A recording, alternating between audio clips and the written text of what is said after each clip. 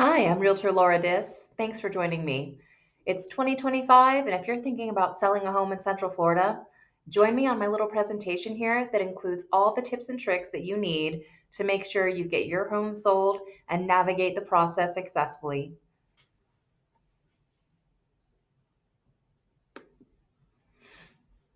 A little background about me, just so you know my experience and who you're dealing with.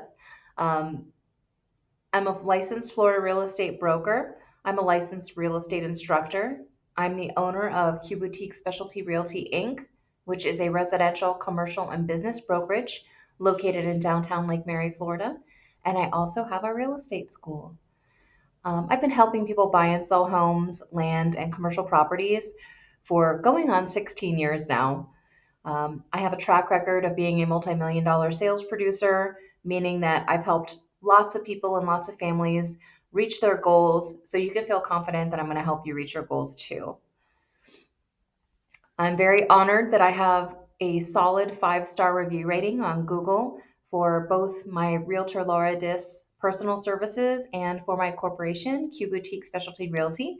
And I also have 5-star reviews and recommendations on my Facebook page. So, all of that being said, Q Boutique Specialty Realty is a boutique brokerage firm. We focus on personal care and attention and basically doing everything for you to make it as smooth and easy of a process. And we never leave you with a task list of things you need to do other than prepping your home for sale. I'm a Gold Key certified brokerage partner with the Orlando Regional Realtor Association, meaning that we practice the highest level of excellence and strive to be the gold standard in professional real estate services today. So let my expertise be your guide. Um, we're going to go over some common reasons that people sell their home. A lot of people are looking for either a larger lot with no homeowners association. They're looking to move to be closer to family, friends, and work. They're interested in moving into a low maintenance community that could be for seniors or just for anybody that doesn't have time or want to pay the fees associated with landscaping, pool maintenance, um, home repairs, roof replacements. There's all sorts of reasons that people look for a low maintenance lifestyle. It's not just our senior citizens looking to downsize. So maybe you need more room. Maybe you have an expanding family, or you have friends or family that are going to be moving in with you, and you just need a couple more rooms. You just need some more space. That's a very common issue these days. Um, Maybe you want to purchase a more energy efficient home, maybe something a little more modern, some new construction, um, and enjoy actually choosing your finishes and being the first one to actually live in your home. That's also a very exciting opportunity. Maybe you want some agricultural land because you enjoy gardening, or you want to start a farm, or you want some chickens, or horses, or goats. That's also very common these days. A lot of people are really into homesteading and striving for self sufficiency. So that's another really exciting reason that people are choosing to move these days. Um, Maybe you're getting relocated for work and you're moving out of Central Florida. Maybe you're tired of living in Florida and you're choosing to move elsewhere. It does get pretty hot, and sometimes it's nice for a change of pace. So if you're just moving out of the state, it's also a great opportunity to sell or consider keeping your home as a rental income opportunity. We can go over all of that later, see what's best for you. And also, investment properties. Sometimes they no longer make sense, or part of the investment strategy was to purchase a rental, keep it for 3 years, let the value appreciate, and then sell it and make your profit from that. So that's also a very common real estate investment strategy. So maybe it's time to sell your rental property. So I can help you with all of that and make sure that the numbers make sense and that it works for your business plan. All right. So that's a little bit about me. So, one of the things that I think is really important is our brand promise. So, we, meaning I, the buck stops with me, and usually you'll always work with me. I haven't grown a team yet. I promise to support you. to educate you and to guide you through your real estate transaction using fact based statistical research, local market expertise, and emotional intelligence. We promise to treat you with respect, kindness, and compassion. We respect your budget and your feelings. We will advocate for you and protect you from bad deals. We promise to make the process simple and enjoyable and as least disruptive to your household as possible.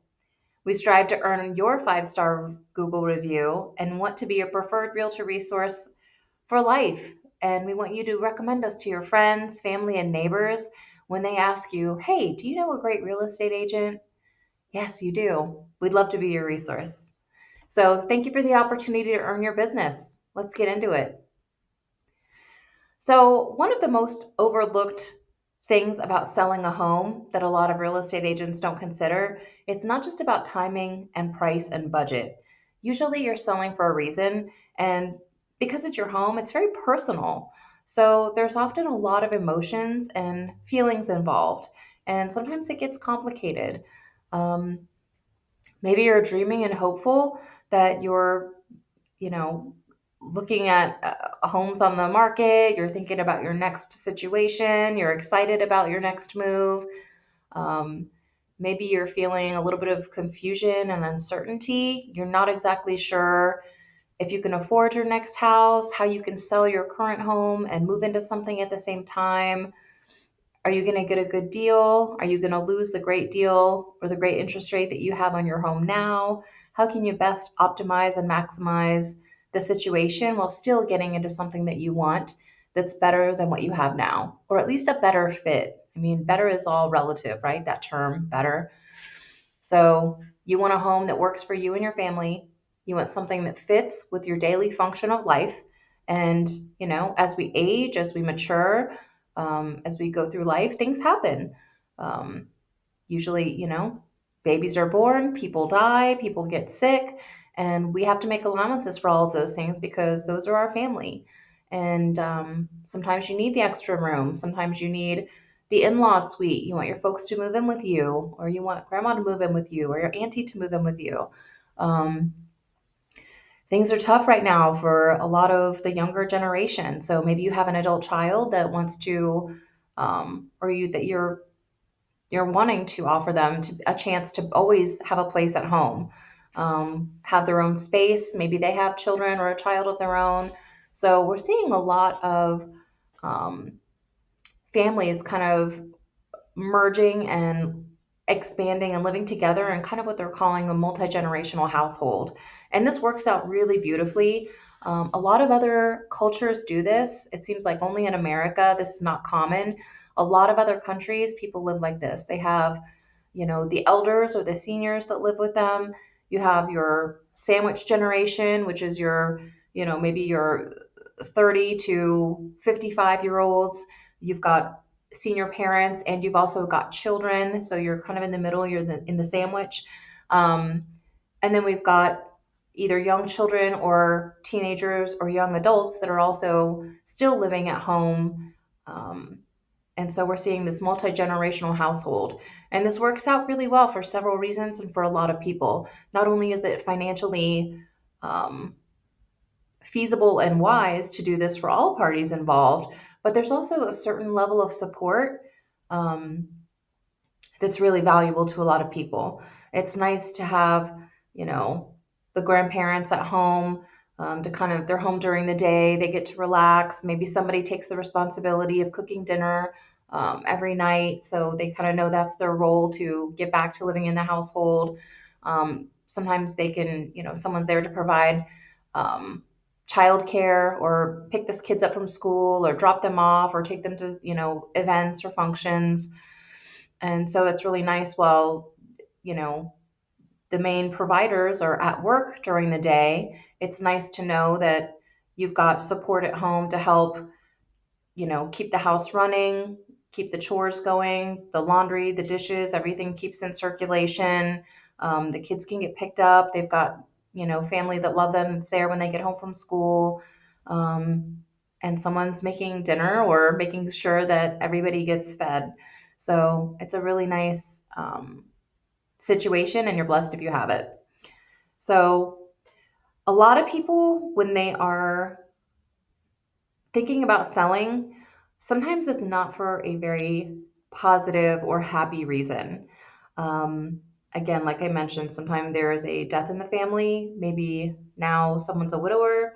Um, Maybe you were a caretaker and now your person has passed on. And so now the house just feels different. Now there's too much space. You don't want to be there anymore. People get sick, and sometimes the house just gets to be too much, or you need to move to be closer to medical facilities or, again, support systems.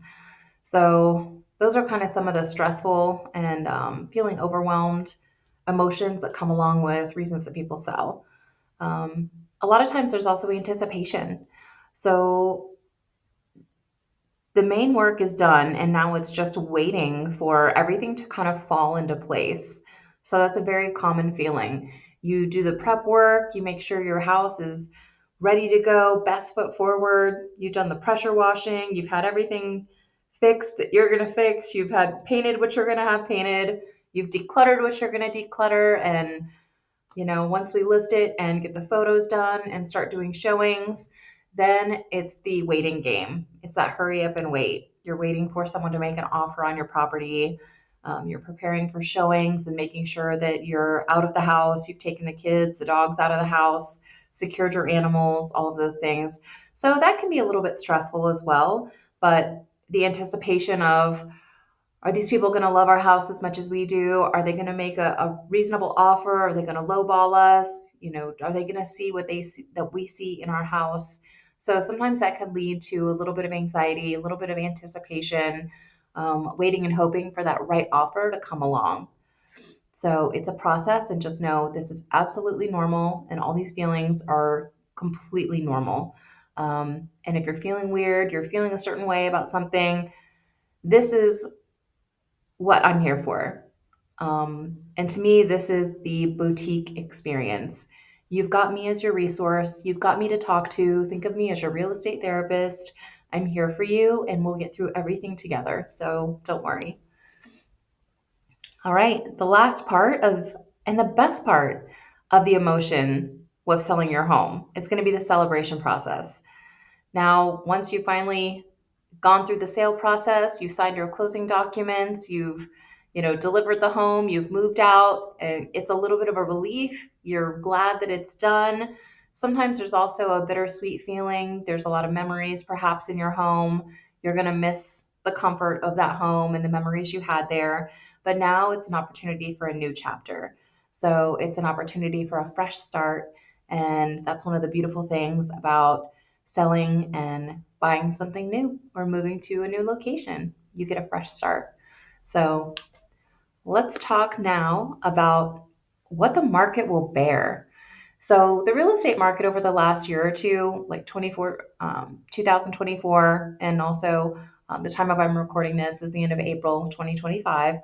The market's been a little bit weird. Interest rates have been up and down, up and down.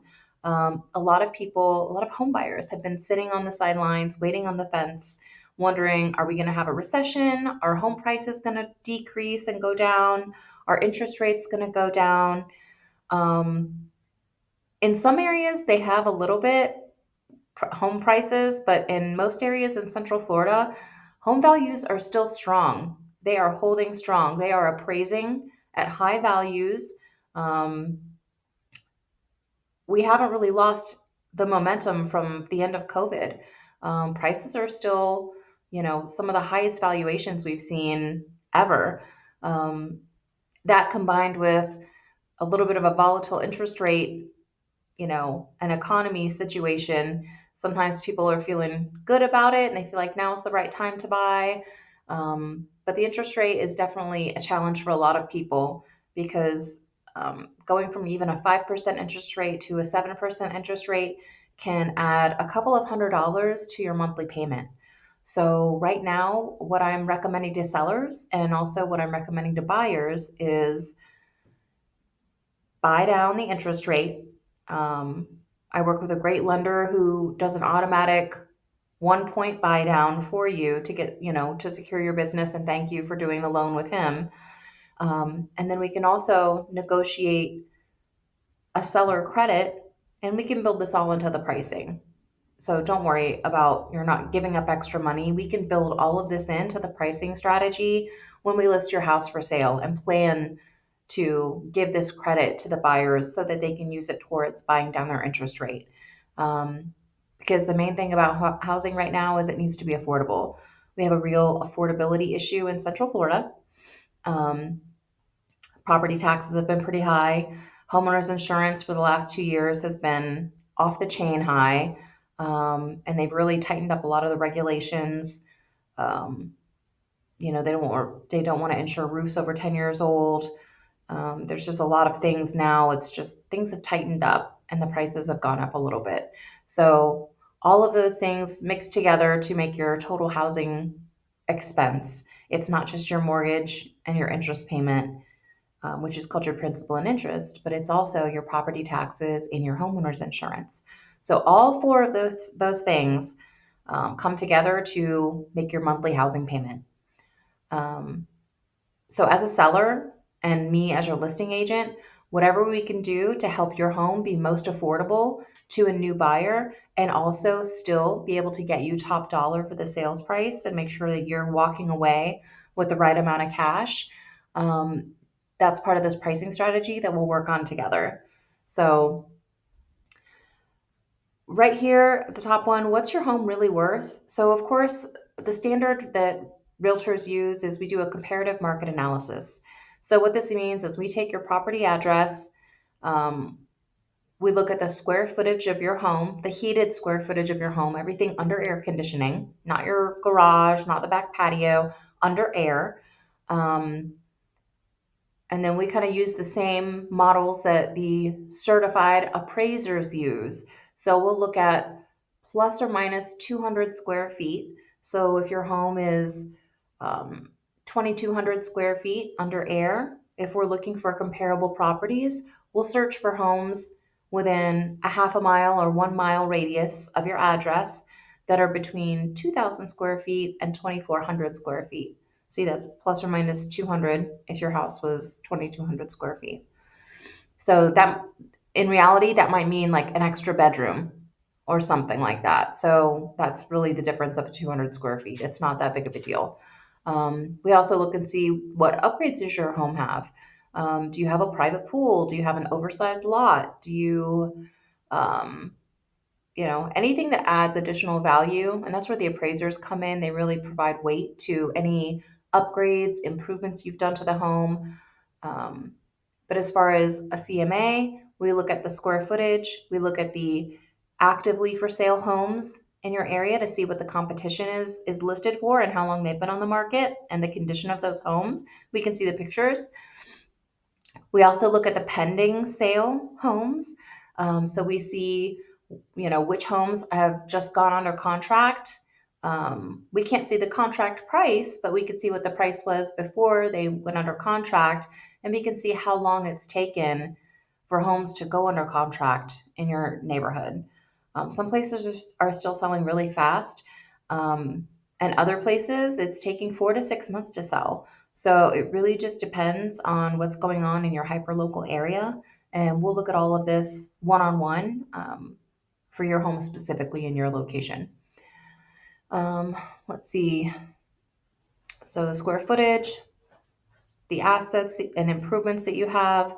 So anyway, and then we also look at the solds. That's the most important. We see what properties have sold within that half a mile, 1 mile radius of your home, within that same plus or minus 200 square foot size, and within an approximate build age range. So we're not necessarily going to be looking at homes that were built in 1974 compared to homes that were built in 2020.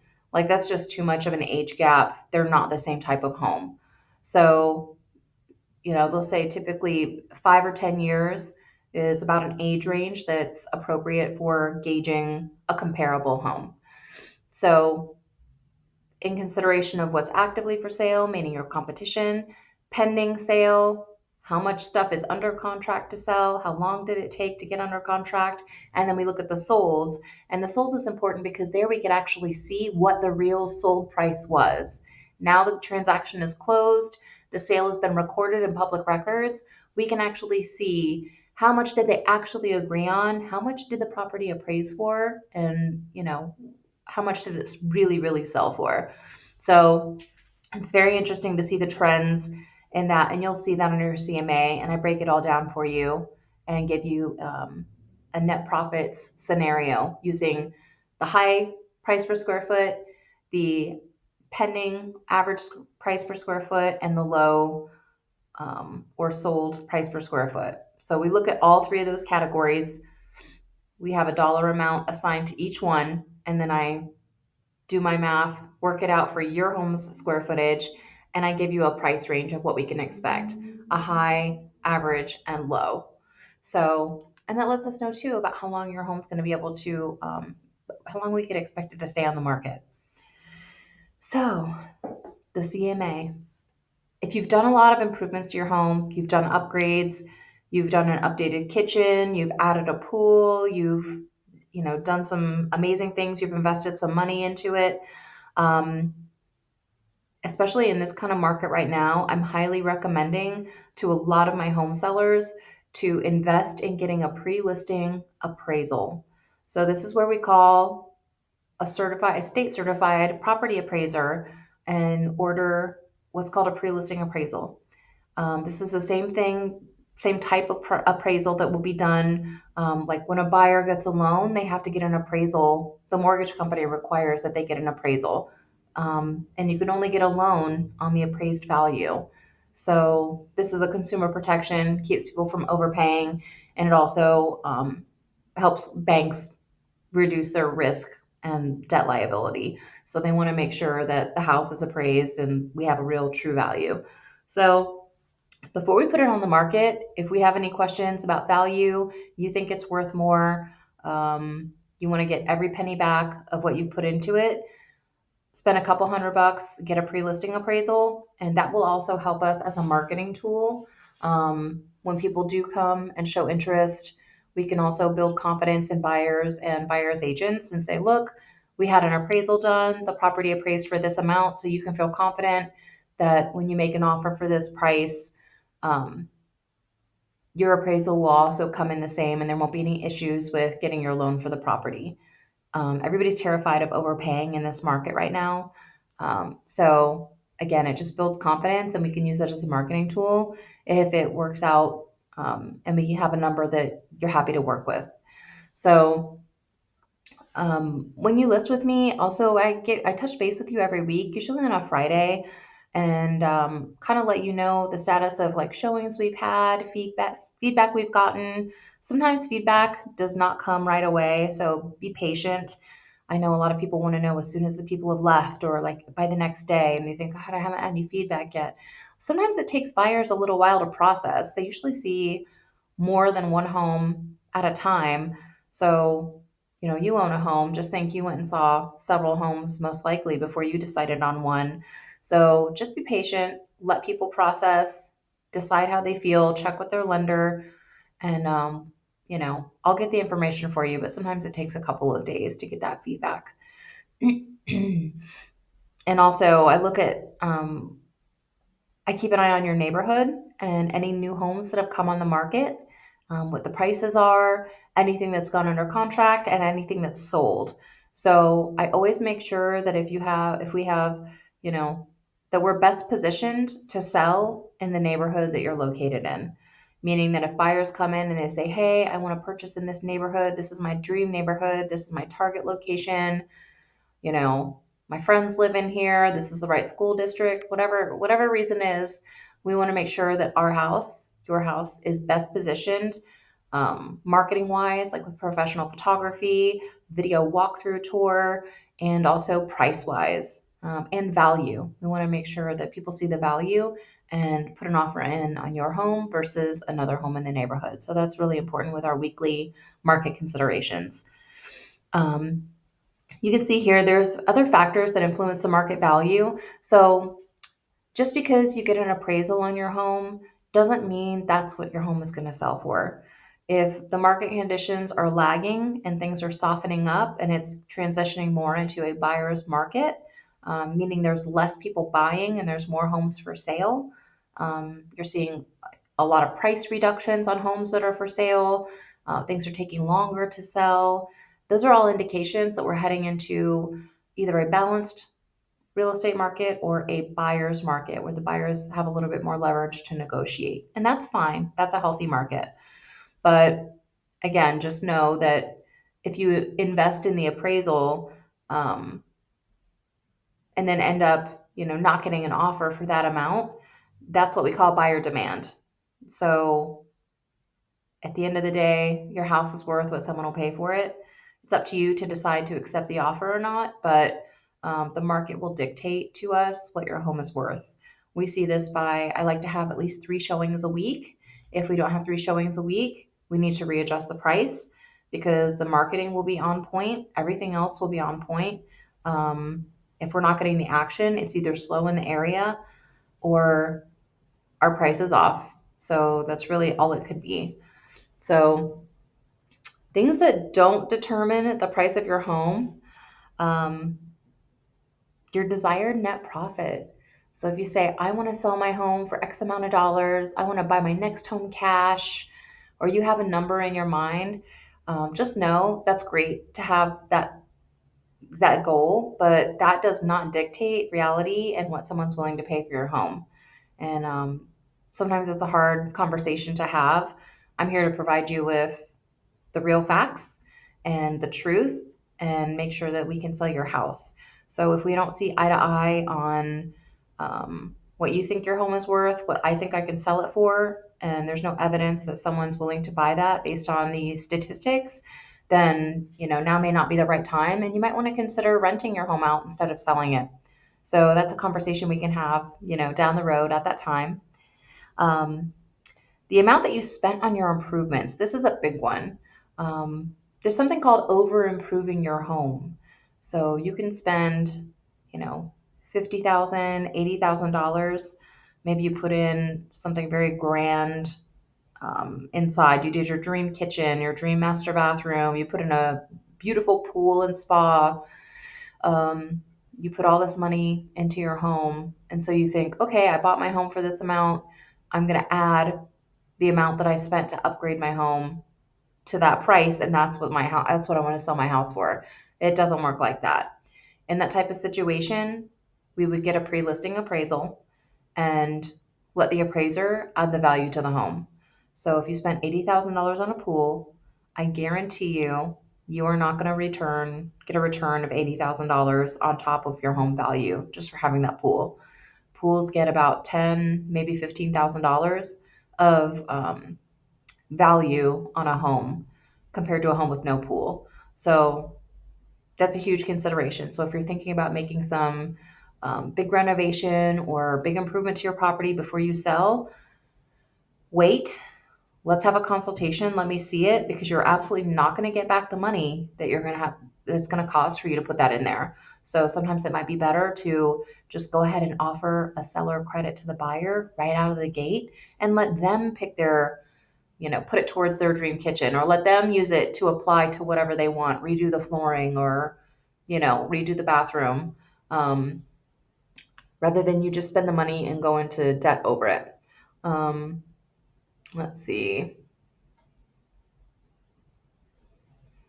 Yeah, your taxes and insurance obviously don't really have anything to do with the price of your home. They affect that for the buyer. All of that changes. Your property tax is based on the sale price of the home. So just because you might pay $2,000 or $3,000 a year right now, that was based on your home's assessed value when you bought your home. Um, and same with your homeowner's insurance. Maybe you have a grandfathered homeowner's insurance policy and you've got really good rates, but for a new home buyer, they're going to have to get a brand new policy, do an application, shop carriers, and new policies are could be up to $3,600 a year now, where some others are maybe 1,000 or 1,200 a year. So again, that could be a couple $100 on your monthly payment. So that's huge. All right. Pricing it to sell. So here we've already talked about the comparative market analysis, um, the seller's market versus a buyer's market. So they consider a balanced real estate market to be 6 months of inventory, meaning it takes on average 6 months to sell your home. That's considered balanced. If it's taking less than 6 months, it's considered a seller's market. Um, if it's taking longer than 6 months to sell, then it's a buyer's market. And what that means is a seller's market means that the sellers have more of a strategic advantage. They have more leverage in offers and negotiating. And when it's a buyer's market, buyers have more leverage as far as um, making lower purchase price offers and asking for concessions back um, at closing. So again, when you're getting ready to sell your home, think back to when you were a buyer and you were shopping for your home. And you're probably going to be shopping for your next home anyway when you sell this one if you're not already. Um, put your buyer glasses on, try and remove any personal emotion from your current home, and really take a look at your home. Stand out front, look at the curb appeal, look at how it looks, look at your yard, walk around the outside, the sides, and the back of your home. Um, you know, do you need some new sod? Do you need some new flowers for pops of color? Do things look tidy and fresh? Everybody typically does need a pressure washing before selling. This is Florida. So typically you're going to need to do a pressure wash on your home about every 6 months anyway, just for pollen, bugs, schmutz, algae, all sorts of stuff is just gets in the stucco or the siding. Um, and this is where I'll help you too. I'll come and walk through and kind of like help make a list of things that you need to do to make sure that your home is what I call show ready and make sure that, again, best foot forward and make sure that your property really shines above all the others. Personal moving services. Moving is one of the main reasons that people don't want to sell their home. I'm not even kidding you. People are like, I hate moving. I don't want I don't want to move right now. I'm not seeing any homes on the market that are making me fall in love. I'm going to stay put for right now unless there's some reason that they have to move. So as part of the boutique experience, we offer concierge moving services. I have relationships with a couple of local moving companies, and that way, I've done the pricing research already. I've done the qualifications for these companies, making sure they have a proven track record, they're licensed and insured, they have good reviews, and making sure they're going to give you the best price. So if that's something that I can help you with, let me know. I'm happy to send a referral or coordinate the entire process with an additional fee at closing. But we can help get you moved. And if you need help packing, we can help you get a packing service as well. So that's also something nice that we offer. So the next main thing is the listing documents. So you're going to be required to hire me or hire your realtor to represent you and market your home for sale. This will be a listing agreement. They will be your listing agent. That's the actual role. Realtors can be buyer's agents and listing agents. They're two different kind of tracks on the same road. Um, and if we're listing your home for sale, we can also represent the buyer. If someone comes in through an open house or calls from the internet and doesn't have an agent, they're unrepresented and they want to make an offer on your home, we can absolutely write up that offer, present it to you. We have very strict ethical guidelines and rules that we don't share any of your personal private information, nothing that can be used against you with any prospective buyer or buyer's agent. Um, when they say how low of an offer will they accept, the price is the price. I always just tell them, submit your best offer. We can negotiate from there. Um, Unless you tell me, Laura, let them know if they ask, we'll be willing to accept an offer of X amount of dollars.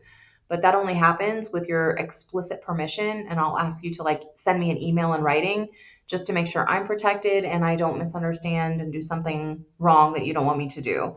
But when people say, what kind of offer will they accept? Well, the house is priced at X amount of dollars, and that's what we would like to get. So submit your best offer, and we go from there. So you'll sign a exclusive right to sell listing agreement, meaning you're hiring one brokerage firm to do all of the marketing and advertising and promotion for your home to get sold. Disclosures that we have to sign. There's a seller's property disclosure. It's about 4 pages long or so. It just kind of, you need to let people know, especially if you've had a paid insurance claim on the house. You've had a plumbing issue, you had a roof replacement, and it was paid through insurance. All of that stuff will come up when the new home buyer applies to get insurance, homeowners insurance on the home. They'll say, "Hey, do you know that there was a flood in the house? Hey, did you know that there was the roof was replaced with an insurance claim? Hey, do you know there was a previous claim for XYZ on the home?" So it's very important. It's not a deal breaker, but you have to complete the seller's property disclosure, um, letting people know any leaks that have been fixed, anything that's happened to the home where it can be seen by a home inspector. This is where it's really going to save you. So if you disclose, hey, we had a leak behind the toilet or under the sink, this was repaired, whatever. So when the buyer has a home inspection done, the home inspector is going to get all up in there. He's going to get his flashlight. He's going to be looking and checking everything. If he can see previous water damage or a drywall patch, you know, under the sink or behind the toilet, he's going to make a note in his report. Hey, it looks like they've had a leak here. You might want to check with the plumber and make sure the leak has been fixed. Hey, we can see a water spot on the ceiling.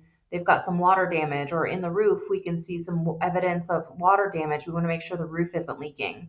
So if you disclose all of this up front in your seller's disclosure, then it allows me to go back and say, yes, this was all disclosed, this is all old stuff, this has already been repaired. Of course there's going to be evidence that there was an old leak that was fixed when they replaced the roof, or of course there was old evidence of termites or whatever, that the termite treatment has been done and there's no active termites at this time, but at one point there was a termite infestation and it was treated by whatever termite company. um, Things like that. All that disclosing on the seller's disclosure is your legal responsibility, but it will also save you, and it will save us money having to negotiate for home inspection and repair items. So we'll say, no, no, that's old. It was already repaired. Don't need to have that evaluated. That's an old issue. It's just an old remnant. Um, so that's really important. If your home was built before 1978, a lot of the paint had lead in it. I don't know, that's just how they made paint. So we have to do a lead-based paint disclosure if your home was built pre 1978. Um, and also, if you have a homeowners association or a condo association, there's also a 2 page disclosure document basically saying you live in a community with an HOA or a condo association, the name of the association that you pay your dues to. If there's a master association and a submaster association, like if there's two payments, um, what the frequency and payment schedule is. Is it every month? Is it quarterly? Is it annually?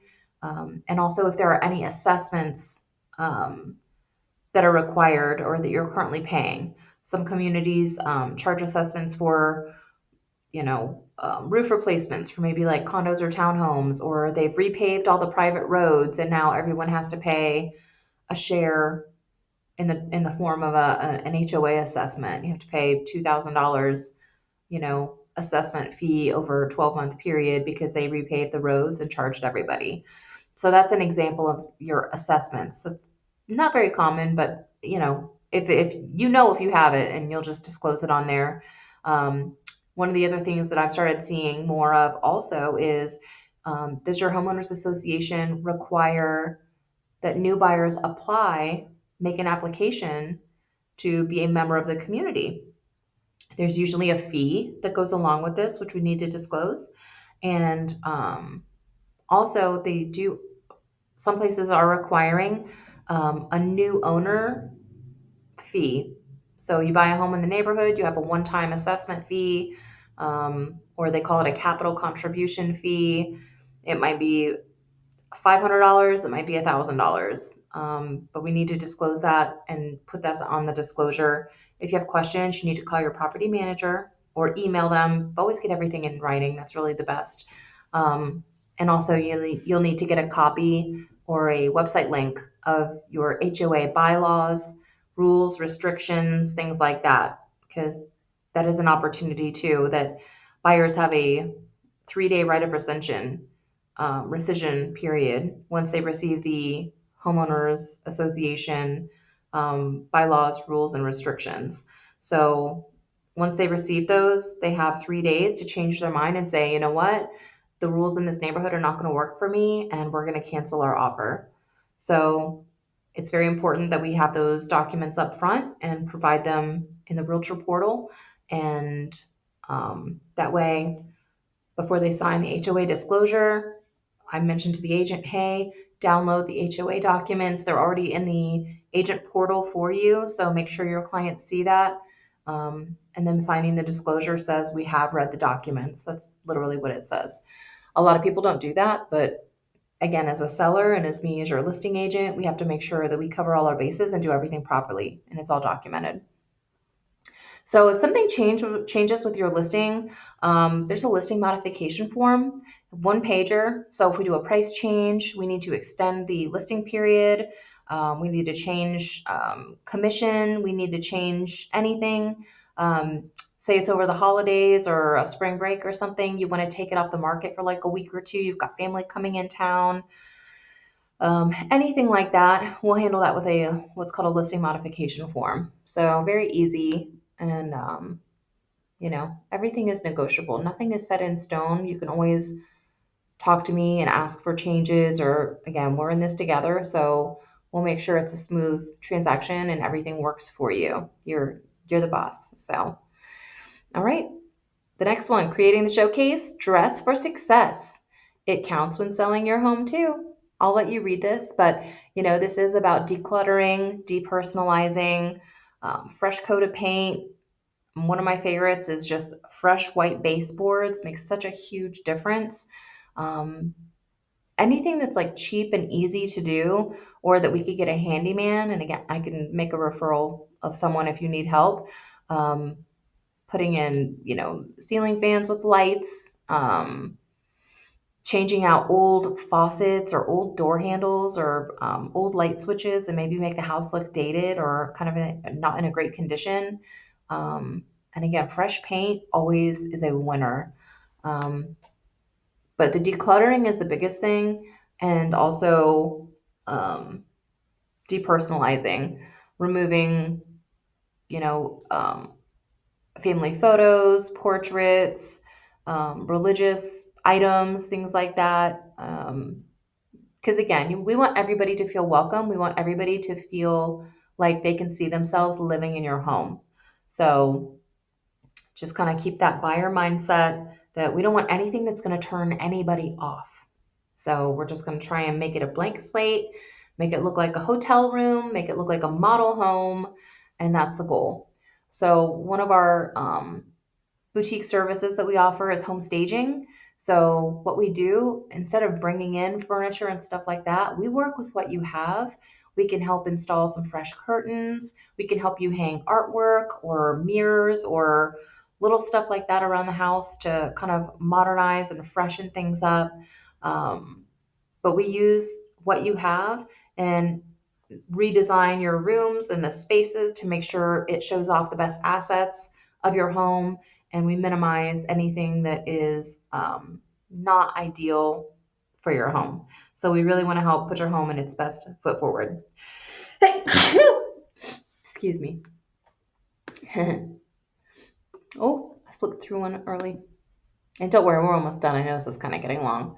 So property self-evaluation. So in this PDF, that's available. If I haven't sent it to you, if you're watching this on my YouTube channel or something, you can email me at laura@qbsr.com, and ask me to send you my home selling guide.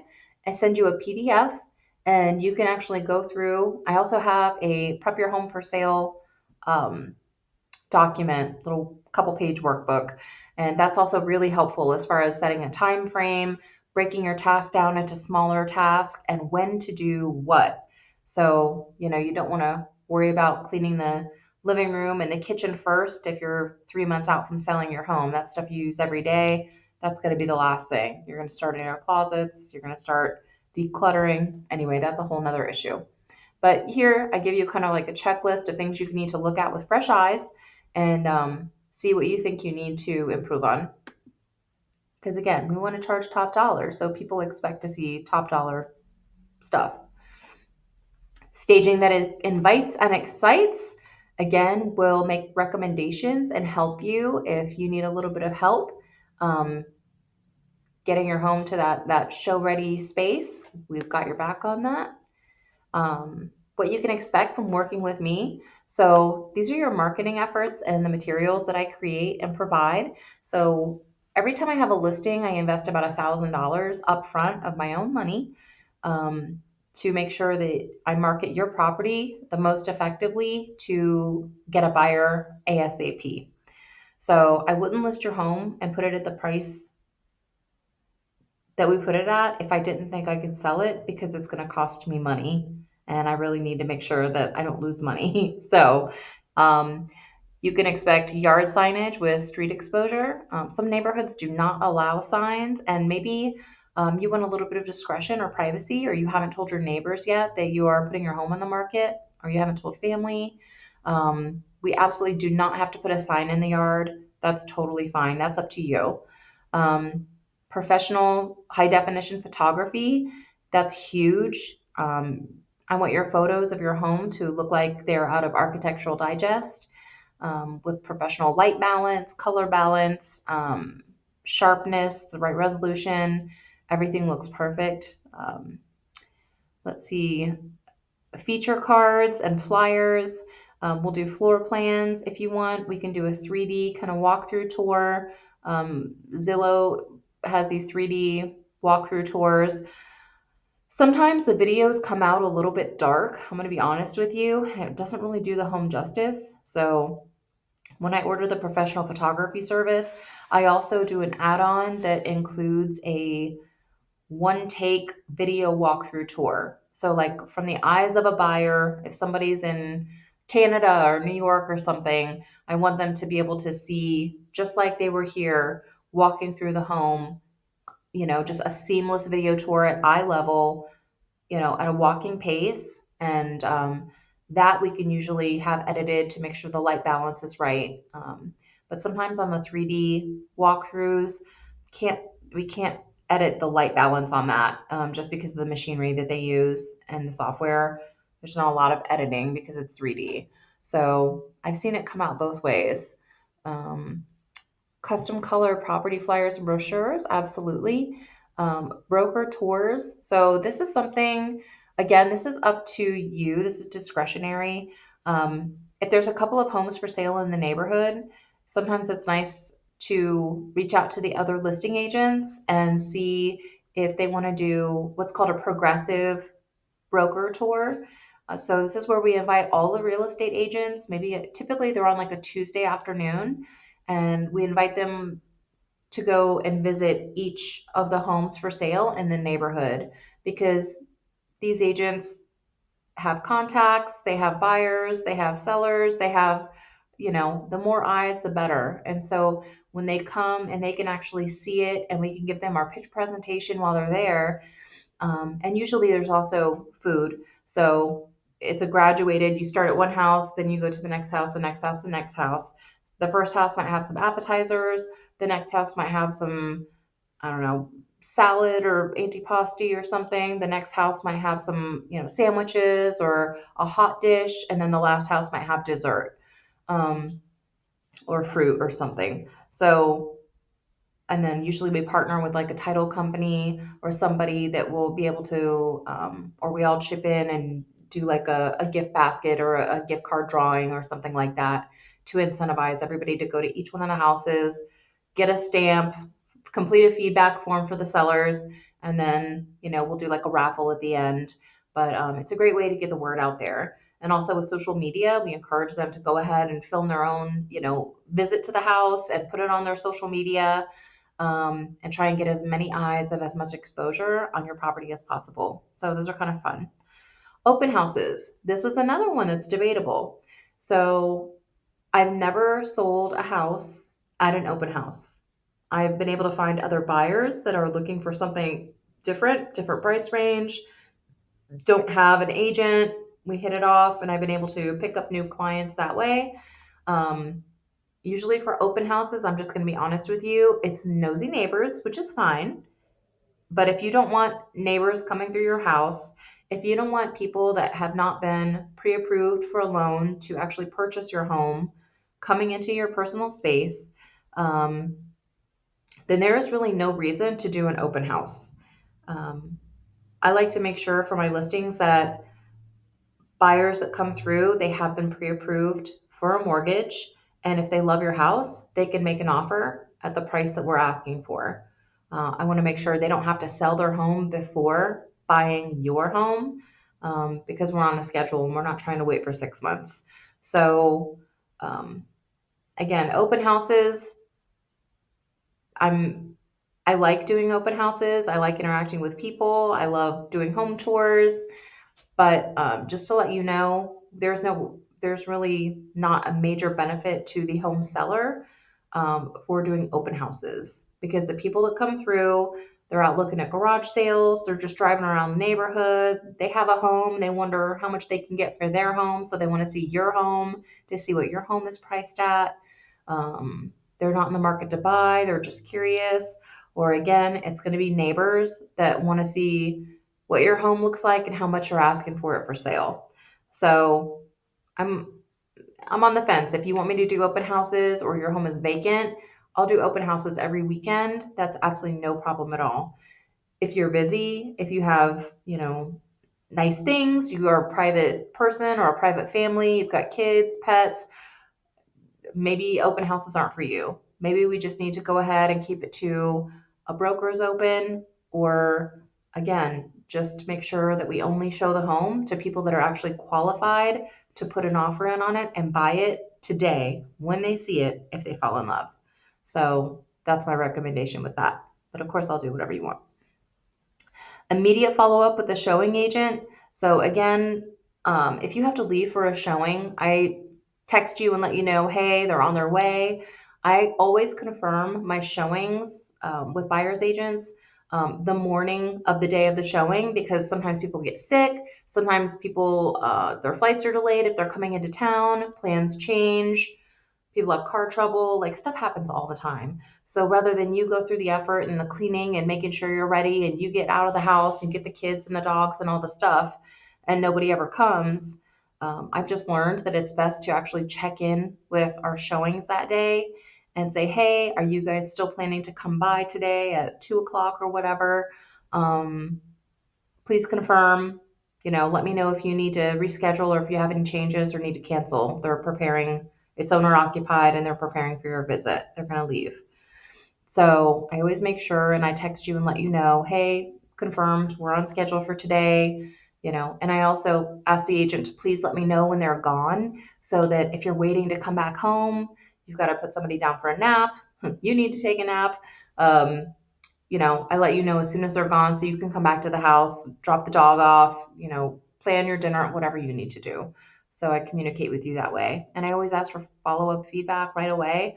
But again, sometimes it takes a couple of days. Um, and we can't be pushy. Yeah, as a buyer's agent, you can't be pushy with your clients. Well, what did you think? Are you going to make an offer? Like, that doesn't get very far. You have to let people process things, give them time and space, and hope that they're going to give you some feedback, and help things move forward, whether you're buying or selling. So, online advertising and social media. So, we do custom single property websites. Again, I mentioned the 3D virtual tour walkthroughs. Um, some properties we do aerial drone photography, not all of them.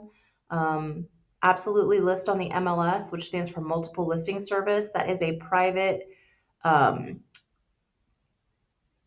realtor only platform database where we share all of our listings. So I can show anyone any home for sale that's in the MLS. And so when we put your home for sale in the MLS, this is where all of the home buying websites get their data from, by the way.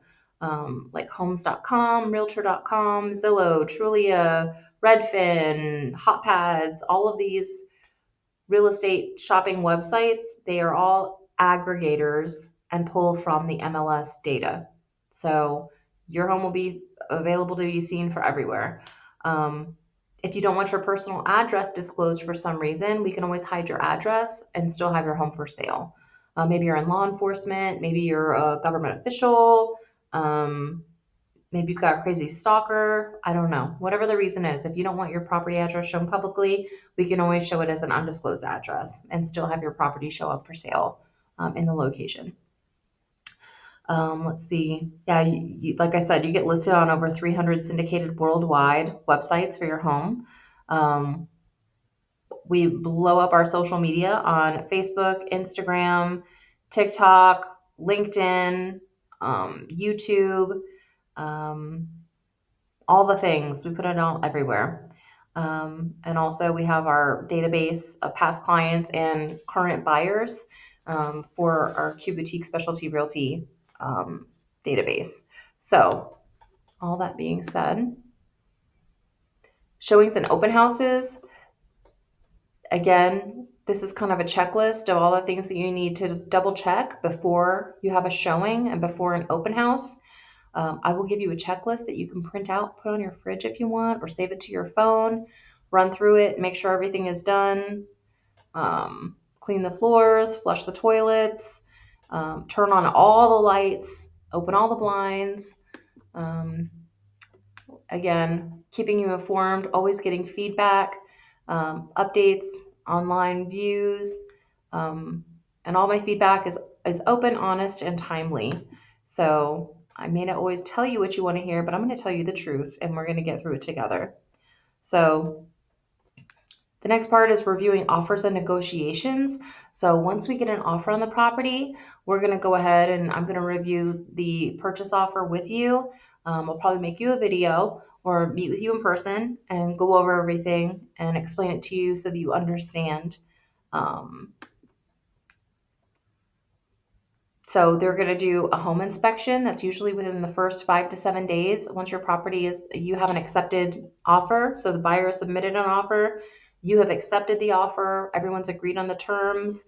That starts like day one of the transaction process. So within the first 5 to 7 days, the buyer will schedule a home inspection and they're going to look at all of these things.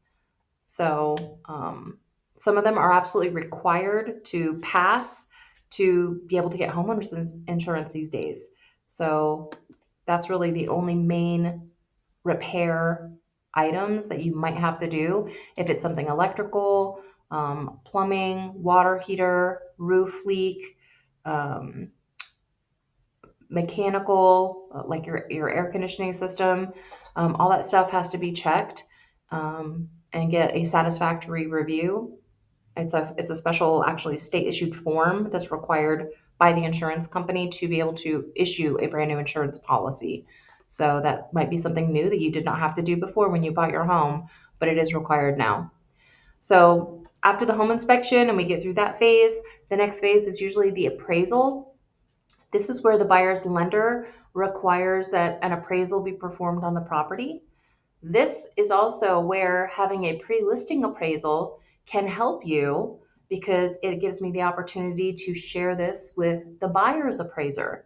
Say, hey, man, we got an appraisal done right when we listed the property. Here's all the improvements, all the weighted values for this. This is why the home is worth this amount of dollars.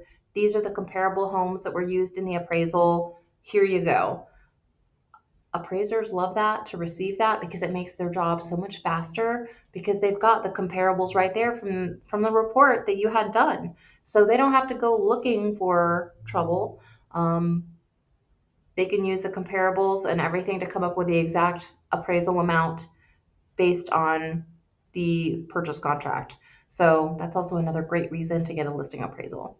The property survey will be ordered a few days before closing. This makes sure that your neighbor's fence is not encroaching on your property line. This makes sure that there's nothing weird going on. There's no, sometimes it, and again, the lender may or may not require this. If the lender does require the property survey, if there's unpermitted work done on the property, like someone did a patio add-on, someone added their own deck without a permit, someone added a screened enclosure without a permit, something that changes the footprint of the property, that might be an issue. That might have to either be, and I'm telling you this as a seller, if you've done unpermitted work on the property, it might come back to bite you. You either might have to remove it straight out, if it's like a deck or something on the back of the house, or you're going to need to apply for a retroactive permit and have it inspected. And that can open up a whole can of worms. Because if you just did it yourself and you don't know the building code regulations, um, once the inspector comes out to check it out, he's going to tell you, nope, you should have put footings on there. Nope, this needed flashing. Nope, you need to add this. You need to change this. And then I need to come out and reinspect it after you've made those changes. And that can really put you in the hole as far as eating up time that we don't have and costing you more money and labor. This can absolutely delay or derail a closing. So if you've done unpermitted work on the property, tell me up front and we can figure out how to get through it. And I'll tell you if it's a big deal or not. That's basically it. And if it's unpermitted, you need to disclose it on the seller's disclosure up front because it's a lot easier for people to deal with up front than to find out after the fact. And then they think you're being deceitful or shady and not being honest. So people can always deal with the upfront stuff. They just don't want to find out, surprises along the way and after the fact. Those are hard to overcome because then they start feeling like maybe you're not being honest, and that will really, buyers can cancel the sale at any time. Sellers cannot. So we just want to make sure that we're upfront and just spill all the beans upfront. But you need to let me know, and we'll figure out a strategy together to protect you. All right. Last bit is clearing the home title. This is just making sure basically that you don't have any unpaid water bills with the city or open code violations. Maybe your grass got too high, you left for the summer or something, and you got a code violation for your grass not being cut that was never closed out, stuff like that. You have open permits. Maybe you got a roof put on and they never closed out the permit. You do have to close out permits. That is your only requirement, actually, as far as permitted work as a seller. But anyway, clearing the home's title, that's done by the title company that closes the sale. And that's basically what they're looking for is any unpaid municipal liens, invoices, property tax bills, things like that that need to be paid at closing for a clear sale. And oh my goodness, this has been an hour presentation. I apologize for taking so long, but this is really important. So we've made it. We've gone through the entire process from, considering selling, the ways you might be feeling about selling, the situations, getting your house ready, considerations that you need to make, prepping your home for sale. Gone through the showing process. We've gone through, receiving an offer, the actual purchase offer process, the sale process, all the little, speed bumps along the way, all the things that can happen. Finally, we are at closing day. This is when you sign your closing papers. Closing day, the house officially belongs to the buyer. The day before closing, typically buyers will wire in any of the funds required for their closing, like their down payment, their closing cost. All of that's wired 24 hours before closing to the title company, so they have all the money there ready to go. So when you go and you sign your closing papers, sellers always sign first, and then the buyers will sign. And once the buyers have signed, they send all the documents to the mortgage lender to review. Mortgage lender signs off. They fund the sale, and you get wired all of your big bags of money and all your profits and hard-earned money from the sale. And so that's basically the process. So congratulations. you did it, and on to the next thing. If you're buying a home and selling a home, I can help you do both at the same time. So once you get a purchase contract on the sale of your home, at that point, we can go ahead and start shopping for your new home because we have a closing date. We know what day you're going to close on the sale of your home, and we know how much money that you're going to have to be able to put down on your next home. So you'll get your mortgage loan pre approval right away based on the sale of your home. And then we can start shopping for your new home. You can make an offer right away, and we can time the closing dates to be pretty much either the same day or one day after, depending on the loan and the lender that you use and all of the timing. But I'm an expert in coordinating double closings. They can absolutely be done on the same day, and you can go seamlessly from one home right to your new home. So, um, let me know if that's an option, if that's something that sounds good to you.